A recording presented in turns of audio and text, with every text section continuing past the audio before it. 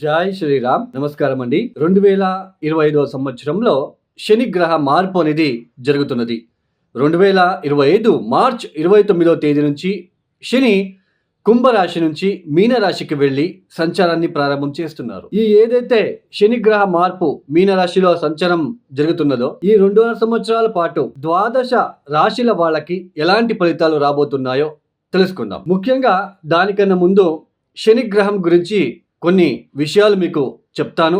ఎందుకంటే మీరు అర్థం చేసుకోవాలి అనే ఉద్దేశంతో దీన్ని ఎవరు కూడా సోది అని అనుకోవద్దు. ఇక్కడ ముఖ్యంగా మన జన్మ జాతకంలో శని ఏ స్థానాల్లో ఉన్నాడు, ఎలాంటి సిచ్యుయేషన్లో ఉన్నాడో తెలుసుకోవాలి. శని బలిష్టంగా ఉన్నప్పుడు ఎలాంటి ఫలితాలు వస్తాయో ఆ ఒక వ్యక్తికి, శని బలహీనంగా ఉన్నప్పుడు ఎలాంటి ఫలితాలు వస్తాయో మనం ముందుగా తెలుసుకుందాం.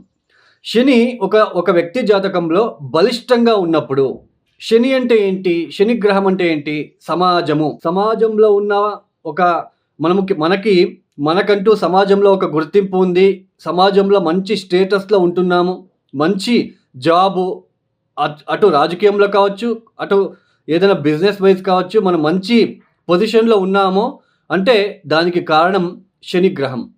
పెద్ద పెద్ద మేనేజర్లు, పెద్ద పెద్ద పొలిటీషియన్స్కి అందరికీ కూడా శని గ్రహం ప్రముఖమైన పాత్ర అనేది వస్తుంది. ఇక్కడ ఎందుకు అంటే మన కింద ఉన్న వాళ్ళందరూ మన మాట వినాలి అంటే అది అక్కడ శని గ్రహం చాలా బలిష్టంగా ఉండాలి.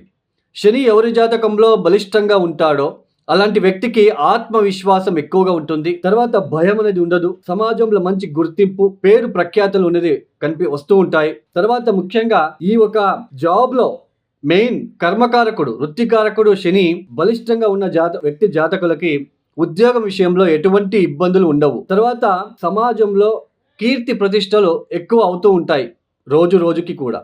శని బలిష్టంగా ఉన్నప్పుడు ఇలాంటి మెయిన్ ఆత్మవిశ్వాసం, కాన్ఫిడెన్స్ అని అంటాం. దానికి రీజన్ ఎవరు అంటే శని గ్రహం. అదే శని బలహీనంగా ఉన్న జాతకులు, శని బలహీనంగా ఉన్నప్పుడు ఆ వ్యక్తి ఒక ఎలాంటి సిచ్యుయేషన్ ఫేస్ చేస్తాడు, ఆత్మవిశ్వాసం ఉండదు, చుట్టూ భయం అనేది ఉంటుంది, సంఘంలో గౌరవ మర్యాదలకి హాని కలుగుతూ ఉంటుంది. తర్వాత వృత్తి వ్యాపారంలో అభివృద్ధి లేకపోవడము, ఏ చిన్న వృత్తి చేసుకుంటూ లైఫ్ ని లీడ్ చేయవలసిన ప్రమేయము, సరైన ఉద్యోగ అవకాశం లేకుండా ఉండడము, ఇలాంటివన్నీ కూడా శని బలహీనంగా ఉన్నప్పుడు జరుగుతాయి. ఆ వ్యక్తి అంటే ఆ దశ వచ్చినప్పుడు, లేదా శని ఏ స్థానాల్లో ఉన్నాడు మీరు ఒకసారి చూడండి. ఇప్పుడు మీనరాశికి వెళ్ళి సంచారాన్ని ప్రారంభం చేస్తున్నారు శని గ్రహం.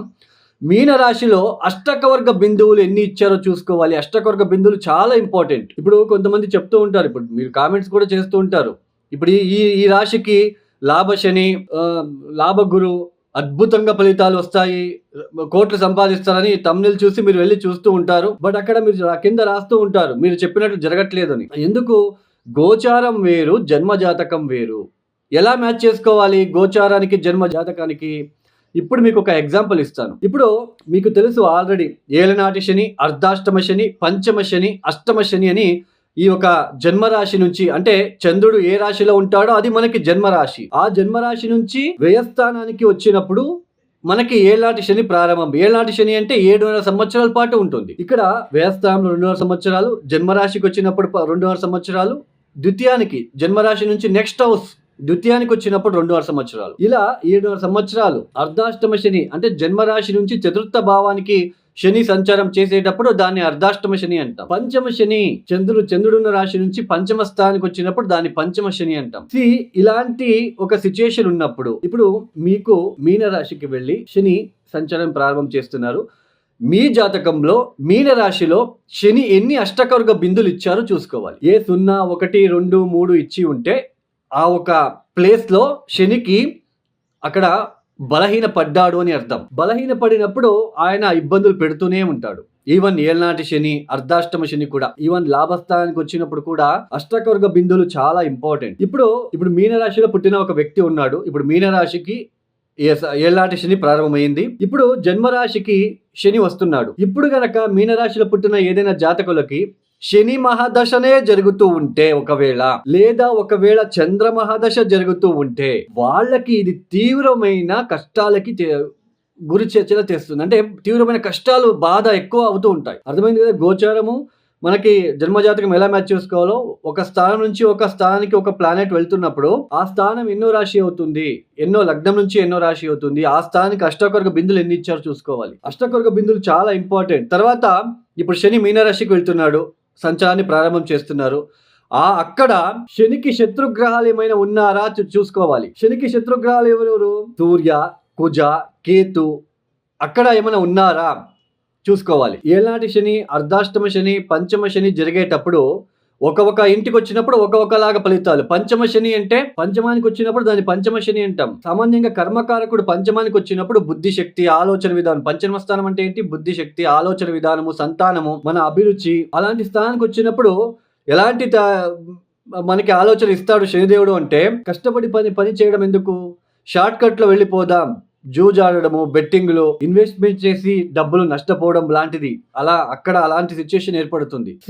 ఒక ఇంటికి వచ్చినప్పుడు ఒక లాగా ఫలితాలు అనేది వస్తూ ఉంటాయి. అన్ని కూడా ఒకేలాగా ఉండవు. ఈ సమయంలో కూడా పరిహారాలు చాలా ఇంపార్టెంట్ అండి. జంప్ స్టోన్ వేసుకోవడము, నీలమణి జంప్ స్టోన్ వేసుకోగానే పంచమ శని, అర్ధాష్టమ శని ఇబ్బందులు తగ్గుతాయి అని నమ్మడము. తర్వాత నల్ల బట్టలు వేసుకోండి అని చెప్తూ ఉంటారు కొంతమంది. శని ఇబ్బంది పెట్టడానికి వచ్చినప్పుడు ఆయన వస్తువులు ఎందుకు వేసుకోవాలి అండి? అందులోన జంప్ స్టోన్ నాటే అంతం మంచి ఫలితాలు వస్తాయి అని మాత్రం అనుకోవద్దు. ఒక జంప్ స్టోన్ ధరించగానే మనకి అంతా కర్మ నుంచి బయటపడతాము. This is fake sentence. Jump stone వేసుకోగానే మనకి ఉద్యోగాలు వస్తాయి, ఫేక్. మనకి ఇదే ఎందుకంటే మనము అత్యాశ ఎక్కువైపోయింది.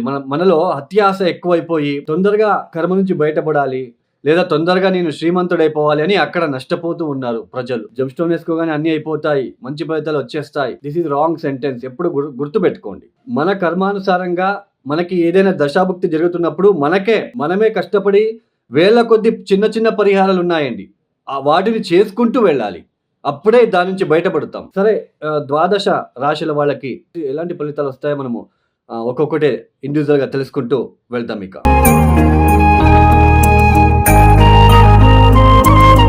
మిథున రాశి. ఈ మిథున రాశి వాళ్ళకి ఈ 2025 మార్చ్ 29వ తేదీ మారబోతున్న శని వలన ఎలాంటి ఫలితాలు రాబోతున్నాయో చూద్దాం. ఈ మిథున రాశి వాళ్ళకి ఈ శని గ్రహ మార్పు అనేది దశమ స్థానంలో జరుగుతున్నది. అంటే దశమ స్థానంలో ఇకపైన ఆయన సంచారాన్ని ప్రారంభం చేయబోతున్నారు. సామాన్యంగా దశమస్థ శని అంటే ఈ ఒక ఉద్యోగంలో కొంచెం ఒత్తిడి ఏర్పడడానికి అవకాశాలు ఉంటాయి.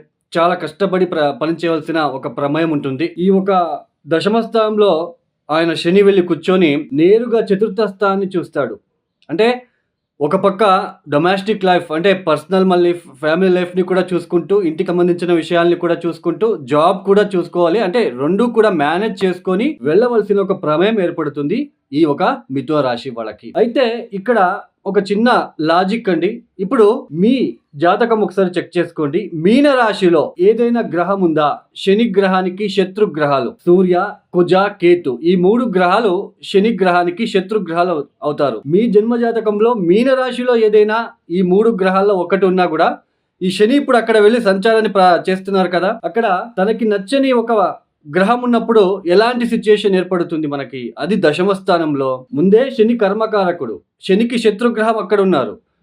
ఉద్యోగ వ్యాపారాల్లో మీరు చేసే ఏదైనా కావచ్చు, వృత్తి విషయంలో మీకు ఒక ఫేమ్ తగ్గడానికి ఛాన్సెస్ ఉంటుంది. నేమ్ అండ్ ఫేమ్ తగ్గిపోవడానికి, మీ పైన ఏదైనా అపవాదాలు లాంటివి రావడానికి, ఉద్యోగం పోగొట్టుకునేలా చేయడానికి ఇక్కడ అవకాశాలు ఉంటాయి. అది మీ జన్మజాతకంలో మీనరాశిలో గనక శనికి శత్రుగ్రహాలు ఏమైనా ఉన్నాయా?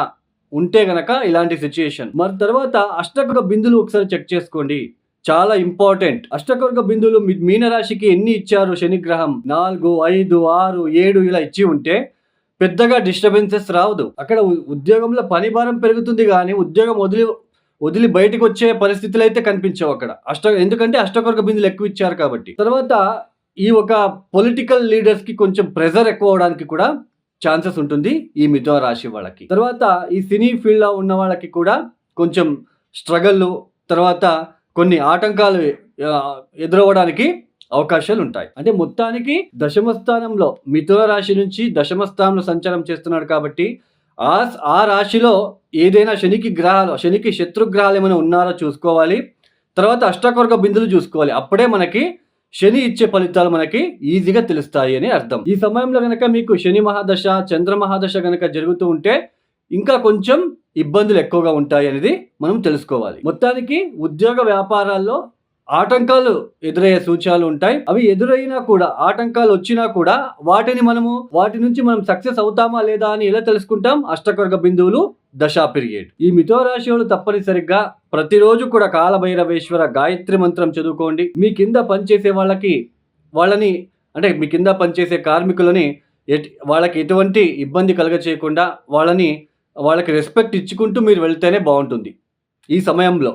శని అంటే కార్మికుడు కదా. తర్వాత ముఖ్యంగా ఈ ఒక ఉద్యోగం చేసే చోటు ఎవరి జోలికి వెళ్లకుండా, ఎవరి మీద మీకు అంటే మీ పని మీరు చేసుకుంటూ మీరు వెళ్ళే ప్రయత్నం ఈ సమయంలో మీరు చేసుకోవాలి. ఈ సమయంలో వృత్తి వ్యాపారం అంటే వృత్తి మారుదాం, ఏదైనా వేరే జాబ్ చేద్దాం, వేరే జాబ్ ట్రై చేద్దాం, ఉన్న జాబ్ వదిలేద్దాం, ఇవన్నీ మానుకొని ఉన్న జాబ్లోనే కొంచెం ఈ కాలభైరవ గాయత్రి మంత్రం చదువుకుంటూ మీ కింద పనిచేసే లేబర్స్కి రెస్పెక్ట్ ఇచ్చుకుంటూ మీరు ఇలా వెళుతూ ఉంటే మంచిది. తర్వాత శనివారం కూడా నల్ల నువ్వులో చేసిన తీపి పదార్థాన్ని ఆవులకి, రోడ్ సైడ్లో ఉన్న ఆవులకి తినిపించే ప్రయత్నాలు చేసుకోండి. తర్వాత నెలకి 2 సార్లు వచ్చే శని త్రయోదశి రోజు ఈశ్వరుడికి ప్రదోష కాలంలో నువ్వుల నూనెతో అభిషేకాలు చేయించుకోండి. ఈ ఒక వీడియో మీకు నచ్చితే లైక్ చేయండి, షేర్ చేయండి, సబ్స్క్రైబ్ చేసుకోండి.